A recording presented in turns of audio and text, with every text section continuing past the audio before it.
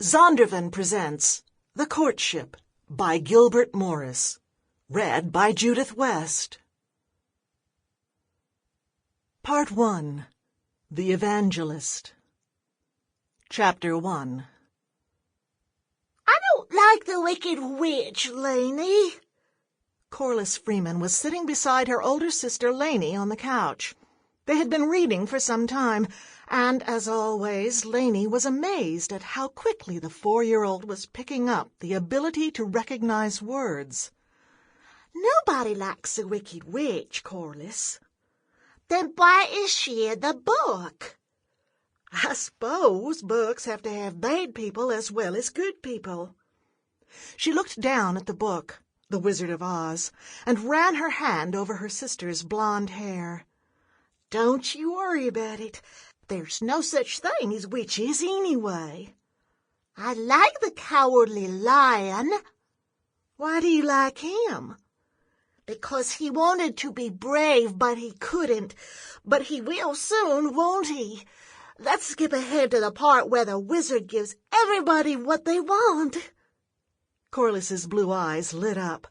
The straw man got his brain, the tin man got a heart, and the lion got courage. I like stories where everybody gets what they want. The old grandfather clock sent its message across the room that time was passing. As Corliss picked out the words she knew, sometimes whole sentences, and read them aloud, Lanie thought how Mama would have loved her. Sadness filled her heart as she recognized this could never be. Booger the bloodhound and Bo, just a pure hound, had been watching. Bo had been peaceful as long as he could.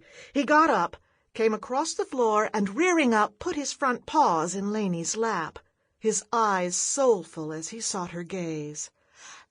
No, Bo, you can't get in my lap. You're too big. Now go over there and be good. Bo stared at her for a moment, then walked across the room and threw himself down, staring at the wall. You hurt his feelings again, Lanie.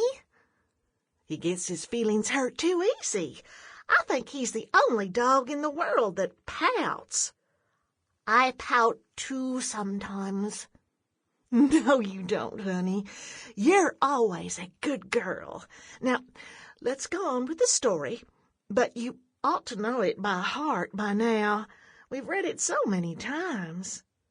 Indeed, the two had read The Wizard of Oz ever since Corliss had been able to talk, which was at a very early age.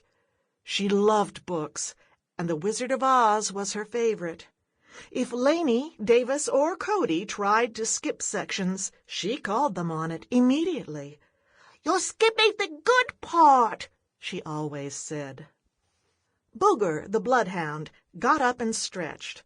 The sunlight streaming through the window caught the gold medal around his neck, which spelled out Hero in capital letters. The town of Fairhope, Arkansas, had given it to him when he used his talents as a bloodhound to find Roger Langley, who had been hurt and unable to move in the deep woods. Booger's picture had been in the paper and now was tacked up on the wall with other snapshots of the Freeman family. Booger had been one of the bloodhounds at Cummings Prison, where their father, Forrest, was incarcerated for a crime he had not committed. Booger wants to go out. Corliss put the book down and ran to the screen door, Booger at her heels.